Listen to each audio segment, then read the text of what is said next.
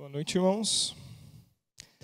Que bom que, como essa música disse, podemos estar mais perto de Jesus a cada dia, assim como estamos próximos um do outro. Você que nos acompanha pela internet, uma boa noite para você. Aqui em Curitiba está bem frio, mas que bom que você, independente do clima onde você está, que bom que você está bem ligadinho aqui com a gente. Que Deus te abençoe muito. No dia de hoje, queria trazer uma mensagem da Palavra de Deus sobre talvez um capítulo que você leu talvez pouco ou ainda não leu esse capítulo no livro de Zacarias. E é interessante como ele fala de um assunto talvez corriqueiro para nós, mas com um aprofundamento espiritual muito, muito forte. Pode colocar o primeiro? O tema que eu dei hoje para o sermão seria os tamanhos que nós encontramos nas lojas de roupa, PMG e GG. Todos os tamanhos. E nós vamos entender que Deus tem algo preparado para nós, e por isso Ele tem todos os tamanhos. Já vamos chegar lá. Pode passar mais um? Quando você escolhe uma roupa para vestir, qual cor que você geralmente usa? Tem uma marca que você usa mais do que outra?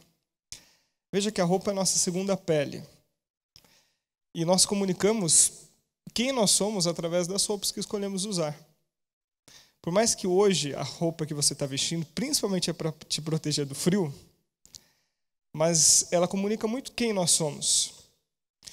Existem diversos estudos dizendo que pessoas que usam geralmente mais o social, o terno, por exemplo, geram mais confiança para as pessoas, para vender um produto, enfim, de diversas formas. E a roupa, ela é uma forma que nós escolhemos transmitir o que nós pensamos, o que eu quero falar para o mundo de quem eu sou. Interessante que a roupa, diversas vezes na Bíblia você percebe ela aparecendo, sejam em histórias ou até mesmo quando no Novo Testamento se diz que o cristão, a forma como os princípios que o cristão deve escolher ao se vestir. Mas interessante que, por exemplo, lá na história de José, pode passar mais um, você vai encontrar que a história dele é dividida pelas vestes. Você já parou para pensar nisso? Você pode dividir 3 momentos da história de José. E nesses 3 momentos, na transição deles, ele está usando roupa uma diferente da outra. E isso é uma ênfase que Moisés quis passar. Quando você vê que ele era filho e ele passa a ser escravo, o que ele usava quando ele era filho, queridinho do pai, e depois os irmãos usaram isso para rasgar e dizer que ele tinha sido atacado por um animal feroz? A túnica, de mangas compridas, provavelmente colorida, que destacava ele como filho.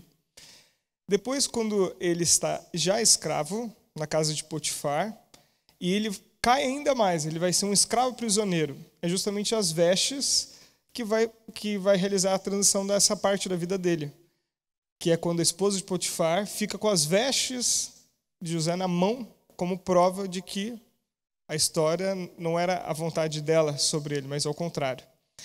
E depois, quando o faraó ele deseja entender um sonho que ele teve, ele chama então José, e lá José ele faz a barba e ganha uma outra roupa. Então a história de José pode ser dividida. Isso é apenas por curiosidade. Mas quando a gente pensa hoje em dia na forma como nós nos vestimos, tem algumas semelhanças do tempo bíblico. As pessoas, geralmente mais influentes e ricas, elas tinham alguns detalhes que elas vestiam para mostrar como elas eram diferentes. O sumo sacerdote, por exemplo, a própria roupa dele dizia a respeito de quem Deus era. Então, o sumo sacerdote andando no meio do povo, ou melhor, usando essa roupa no templo, ele tinha todo um significado. E hoje em dia, pode passar mais um, por favor. Quando a gente olha, quarta-feira, da semana passada, eu estava ainda no meu último dia de férias, e eu e minha esposa, nós decidimos andar, conhecer melhor Curitiba a pé. E daí você olha a quantidade de lojas que tem, e daí você fica pensando, focando só as lojas de roupa, né? Será que tem tudo isso de gente em Curitiba para usar tudo aquilo de roupa que se oferece? A partir da década de 60, as pessoas começaram a se vestir de forma diferente. Principalmente com a música, com os ídolos aparecendo da música, as pessoas começaram a pensar em se vestir de forma diferente. Antes, uma roupa que era feita durante um bom tempo, hoje você tem muito fácil acesso. E daí eu pergunto, quem é que paga por tudo isso? Porque se no passado eu comprava uma roupa e eu usava ela durante um ano inteiro ou anos, hoje, se eu tenho muita roupa, para onde que vai as roupas que eu já usei ou aquelas que estão disponíveis? Quando a gente olha numa vitrine, nós precisamos olhar para trás, atrás da vitrine. Quem é que paga por tudo isso? E eu separei algumas imagens. Você já ouviu falar sobre fábricas de suor alguma vez? A indústria têxtil, ela engloba muitos trabalhadores no mundo. Acredita-se que de cada 6 pessoas no mundo, uma trabalha com alguma coisa diretamente ou indiretamente na parte de têxtil. E se antes, no passado, nós nos vestimos apenas por 2 motivos, ou para o verão ou para o inverno, com a indústria da moda cada vez mais forte, hoje as pessoas se vestem a cada 42 vezes. Cada semana, um look diferente. E ali você pode ver algumas fotos de fábrica de suor, que são pessoas que vivem, geralmente, são países em desenvolvimento, na China e principalmente em Bangladesh também, onde eles ganham $2 por dia. Em situações precárias. E na segunda foto ali você pode ver o Rana Plaza em condições de prédios de nenhuma segurança. E nesse desastre, 931 pessoas morreram. Quanto mais a empresa da moda ganha, cerca de $3 trilhões por ano, mais os acidentes também têm aumentado. Por quê? Eu preciso da roupa que custe mais barato para que eu possa ganhar mais. E assim eu não vejo o quanto isso está custando na vida das outras pessoas, que até moram longe de nós. Mas nós precisamos voltar mais na raiz.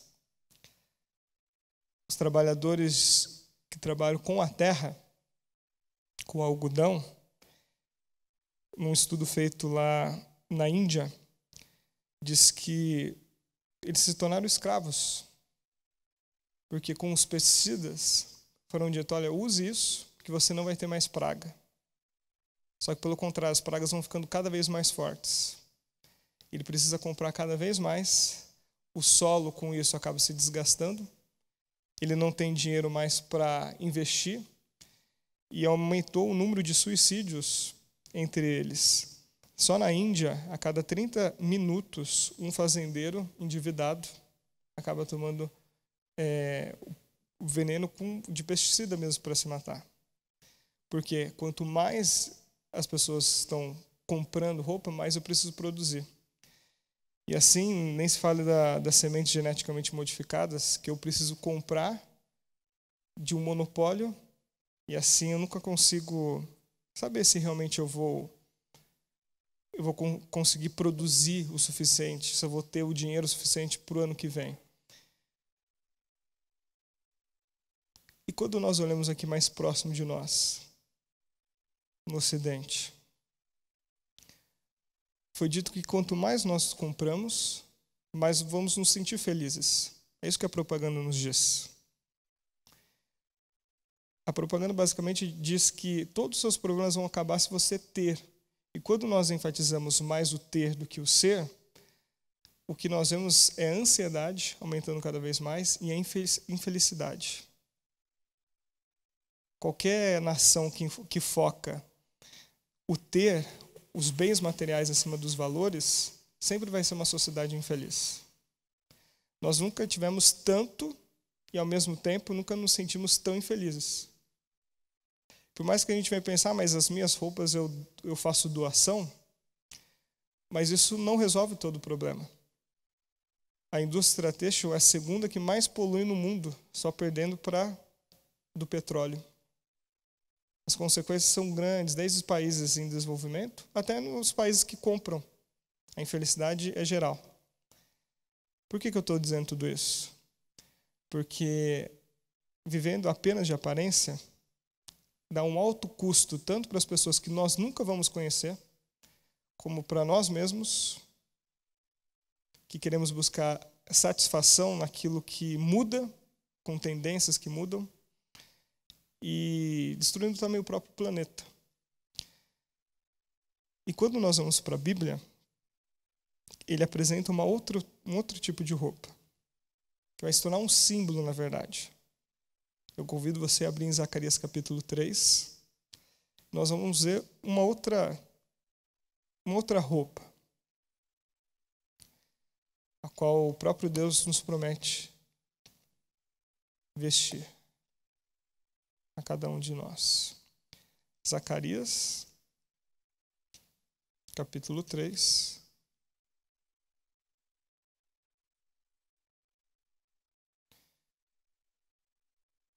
Vamos ler a partir do verso 1.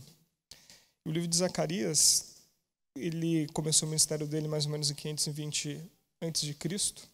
Provavelmente ele nasceu em Babilônia e ele veio com o povo de volta para a região de Jerusalém para poder reconstruir a cidade. Por causa da infidelidade deles, eles foram cativos para a Babilônia e agora Deus operou um grande milagre. Eles saíram e ele retornou. E Amós, que é um livro anterior, Ageu, foi provavelmente um profeta mais velho, que estava terminando seu ministério, por causa da sua idade, e Zacarias inicia, provavelmente ele era mais jovem, e onde um está terminando o ministério, o outro está iniciando, eles foram contemporâneos. E Zacarias, o que chama a atenção é que ele é um livro pequeno, mas ele fala muito sobre a ênfase de salvação, que o Messias está vindo, porque o povo ele estava muito triste, decepcionado, porque por mais que eles estavam conseguindo reconstruir a cidade, isso tinha um custo muito alto. Era difícil. Você tinha problemas, você tinha o esforço todo que é feito, e os povos vizinhos não gostando nada disso, e ameaçando que não ia dar certo a construção de Jerusalém. Então isso foi muito desgastante. E o templo ainda não foi reconstruído ainda. E você tem grandes pessoas também que se colocaram nas mãos de Deus para serem usadas, que é Neemias e Esdras também. Então a mensagem de Zacarias é dizer assim, olha, Deus tem lindas promessas, continue, Ele está à frente. Vai dar certo a reconstrução da nossa cidade, porque a nossa cidade vai receber um Messias. Então no capítulo 3, verso 1 em diante, diz assim, Deus me mostrou o sumo sacerdote Josué, o qual estava diante do anjo do Senhor, e Satanás estava à mão direita dele para se opor. Mas o Senhor disse a Satanás, o Senhor te repreende, ó Satanás. Sim, o Senhor que escolheu a Jerusalém te repreende. Não é este um tição tirado do fogo? Ora, Josué, trajado de vestes, o quê? Sujas, estava diante do anjo. Aqui nós vemos uma cena de juízo, provavelmente acontecendo ali no templo. E Josué, ele era o sumo sacerdote da época, tanto de Ageu como de Zacarias. E nesse contexto, ele está aqui representando o povo. O sumo sacerdote representava o povo diante de Deus. Mas aqui, nesse tribunal, você entende que ele está à frente do anjo do Senhor, que você vai lendo e você vai percebendo que é o próprio Senhor, que aqui é a figura de Cristo, ele está diante de Cristo, e do lado direito está Satanás para opor ele. E o motivo é porque ele estava com vestes sujas. Essa sujeira das vestes, Zacarias queria trazer como a pior forma de sujar as vestes, pior contaminação, e é o símbolo do pecado. O sumo sacerdote não podia aparecer diante de Deus com vestes sujas. Ele era o tipo de Cristo, a esperança de Israel, do povo de Deus, o Messias, o símbolo do Messias. E aqui diz que ele estava com veste imunda e o diabo estava pronto para acusar. Pronto, porque ele tinha toda a justificativa. A sujeira nas vestes de Zacarias, de Josué, o sumo sacerdote, representava o pecado do povo. E Satanás estava dizendo para Deus que queria dizer, na verdade ele não disse, de que esse povo não merecia a restauração.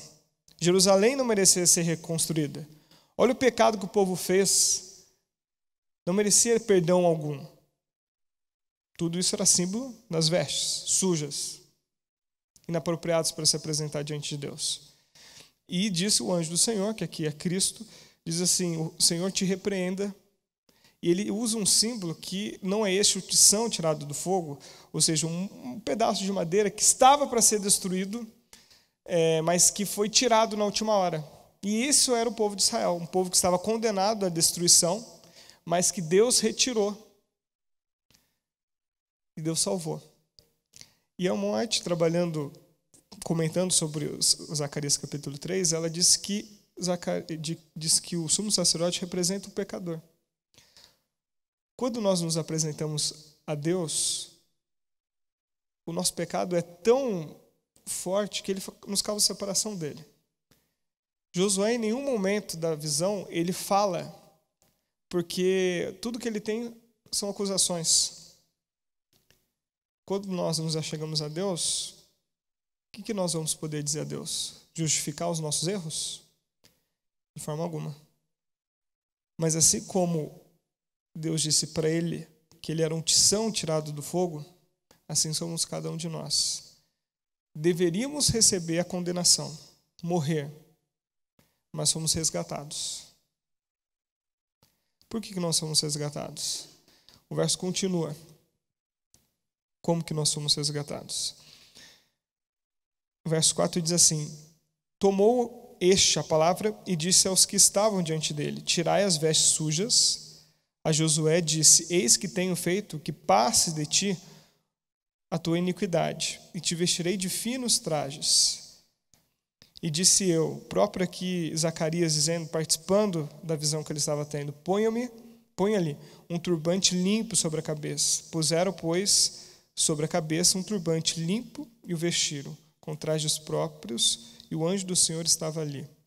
Então veja que antes Josué ele se apresenta imundo, sujo, representando todos os nossos pecados, um pecador diante de Deus, sem esperança alguma, pronto para ser acusado pelo inimigo, mas você vê que durante a visão ele recebe novas vestes. Essas vestes limpas representam aquilo que Cristo conquistou por nós na cruz. Morreu por nós, intercede por nós, nós somos lavados do nosso pecado. Limpos. Algumas pessoas podem até pensar: eu vou primeiro resolver a minha vida, depois eu vou até Jesus. Mas a Bíblia diz o seguinte: nós precisamos ir do jeito que nós estamos. Porque não temos como limpar as nossas vestes. Deus é quem vai fazer isso. Aqui não existe nenhuma ação que Josué fez. Ele apenas recebe. Não é digno, mas o Senhor perdoa. Assim como todos nós não merecíamos, estávamos imundos com os nossos pecados, escravos do pecado, mas Cristo nos limpa completamente. Mais do que vestes, nos limpa por inteiro. Mas aqui ele cria um símbolo de vestes limpas. Interessante que também Josué ele ganha um turbante. E esse turbante, ele é muito interessante porque o sumo sacerdote usava um turbante com um dizer, com uma plaquinha escrita separado para o Senhor, santidade ao Senhor. Quem sabe o sumo sacerdote poderia andar no meio do povo com glamour, achando assim, olha, eu sou o escolhido, eu sou melhor que vocês. E é justamente isso que as roupas fazem, não é? Separar as pessoas, quem pode comprar a tal marca e quem não pode. Mas quando o sumo sacerdote usa um turbante escrito santidade ao Senhor, quem é importante não é quem está vestindo, mas é quem separou. Se eu sou santidade ao Senhor, então eu preciso estar separado do mundo e ajudar as pessoas a serem separadas também. Se Josué aqui é um símbolo de cada um de nós como pecadores, nós merecíamos ser destruídos, fomos retirados da destruição, que aqui é o símbolo do tição retirado do fogo, da madeira retirada do fogo. Agora que nós somos limpos, porque realmente nos arrependemos do nosso pecado, e o povo de Israel, o povo de Judá, tinha se arrependido dos seus pecados, por isso que aconteceu o livramento de Babilônia. Então a nossa vida é transformada. Éramos pecadores, nos arrependemos e Cristo nos perdoa, nos dando novas vestes, ou seja, aquilo que Ele conquistou na cruz e por sua intercessão, nós somos vestidos com novas roupas, roupas de salvação. Isso é muito forte porque no começo da Bíblia você tem a história de Adão e Eva. Quando eles pecaram, eles se viram nus. E é mais do que uma nudez física, é espiritual. E a mesma raiz de nudez ali é a mesma raiz para quando descreve a serpente, dizendo que ela era sagaz. Eles ficaram mais parecidos com a serpente, nus. E ali o próprio Deus faz vestimentas. O primeiro sacrifício acontece e eles são vestidos. Imagina Adão e Eva vestidos. Toda vez que eles se lembravam, que eles olhavam um ou outro vestido, eles olhavam para a própria roupa, eles lembravam do plano da salvação.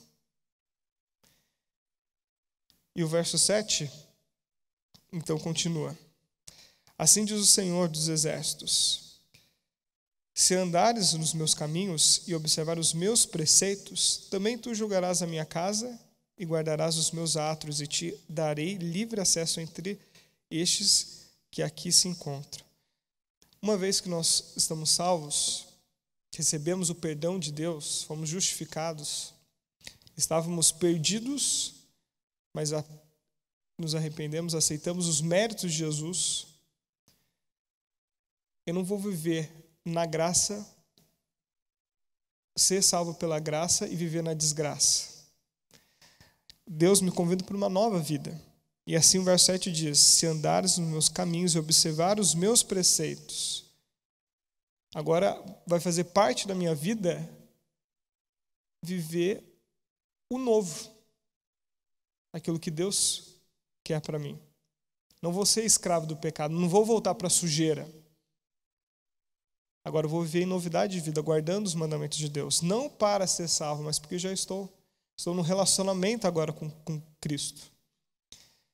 E o verso 8, no finalzinho dele, diz assim: eis que eu farei vir o seu servo, renovo. Aqui estava falando sobre Jesus. Jesus quem ia garantir isso. E no final do verso 9 diz assim: tirarei a iniquidade dessa terra num só dia. O sacrifício de Cristo foi perfeito. Em uma ação só, ele garantiu o perdão para todos. E nós podemos escolher entre ficar com as nossas vestes imundas do pecado, aqui um símbolo da nossa natureza pecaminosa, ou então nos vestir com a graça de Cristo, aquilo que Ele conquistou para cada um de nós. E qual que é a diferença, então, daquilo que a gente viu no começo do sermão, das vestes do mundo e daquilo que Cristo nos oferece? Eu pensei em 3 coisas. Pode passar mais um. Comparando o mercado da moda rápida e comparando as vestes de salvação.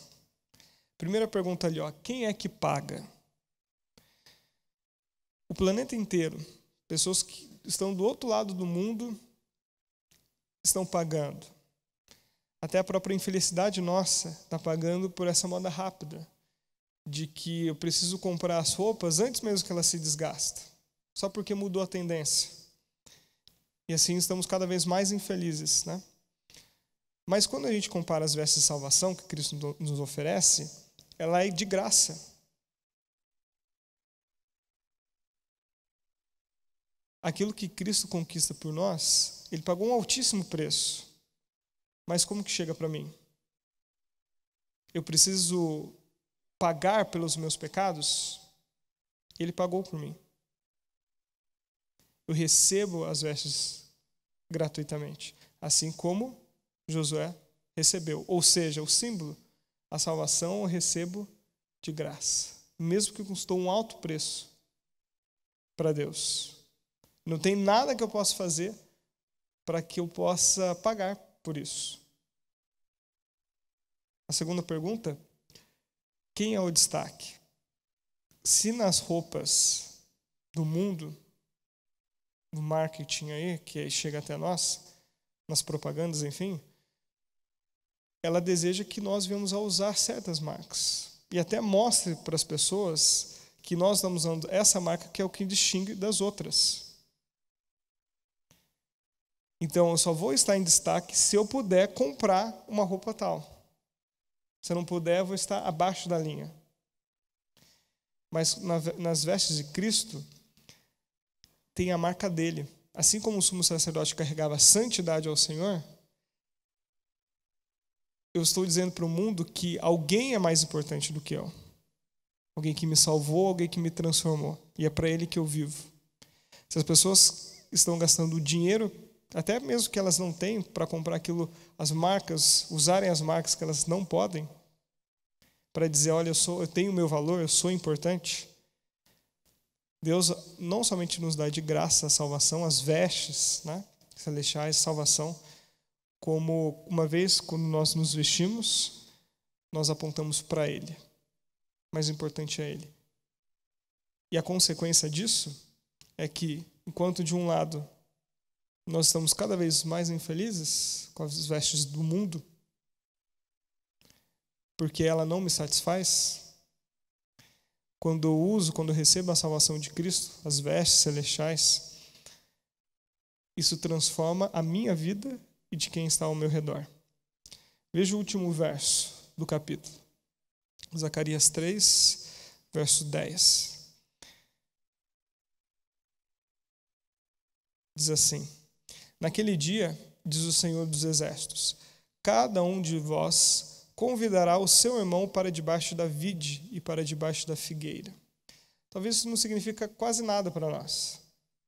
Se você pegar uma outra versão, mais contemporânea, que quis traduzir mais para o dia de hoje, diz assim: naquele dia todos vão se dar bem, todos farão visitas de amizade a seus vizinhos, vão conversar uns com os outros à entrada de suas casas. O símbolo de ficar embaixo da videira ou da figueira é símbolo de paz e segurança na Bíblia, de alegria e prosperidade.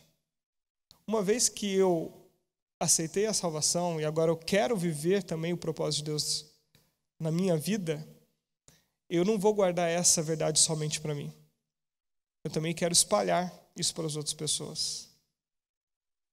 Diferente do mundo consumista, enfim, da moda que só separa as pessoas, dizendo aquelas que podem vestir essa marca, aquelas que não podem, nas vestes celestiais, uma vez que eu estou vestido com a graça de Cristo, eu quero que as outras pessoas também venham a conhecer, venham vestir e venham estar em paz e segurança, alegria e prosperidade. Prosperidade aqui em todos os sentidos. Estar perto de Cristo. A maior prosperidade que podemos ter, como nós cantamos no começo. Interessante que Zacarias, que provavelmente nasceu em Babilônia, ele traz uma mensagem de confiança em Deus, E ele usa as vestes, que é um símbolo externo, para dizer de algo interno, no meio no seu coração.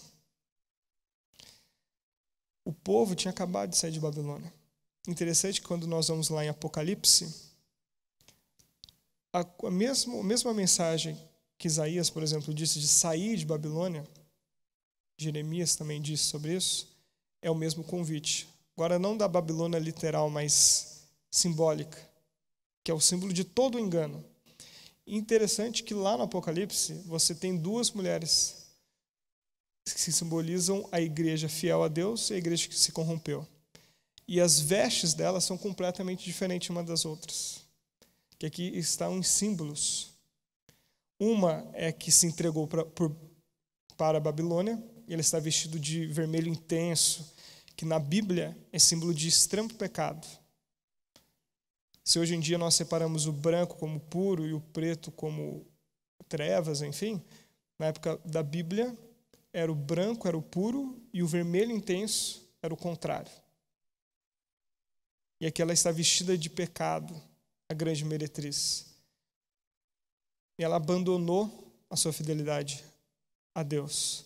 Em contrapartida, no Apocalipse 12, você encontra uma mulher pura, vestida de branco, símbolo da pureza, vestida de sol, com a lua debaixo dos pés, com uma coroa de 12 estrelas na cabeça. E nós podemos participar, porque elas são símbolos de um povo fiel a Deus e um povo infiel a Deus. E nós podemos escolher hoje e durante a nossa vida de qual lado eu desejo estar. Com um povo que é simbolizado por uma mulher que tem as vestimentas de Cristo, da justiça de Cristo, da salvação, ou daquela que se corrompeu. Que o nosso desejo seja, acima de tudo, nos vestir com aquilo que Cristo nos oferece, com a graça dele. E saber que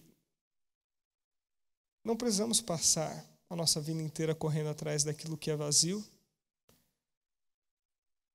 trabalhando apenas para comprar aquilo que a mídia nos diz para comprar, apenas para nos vestirmos e perder o propósito pelo que eu estou aqui. A compra em si não é ruim. Não estou dizendo para você não comprar mais roupa.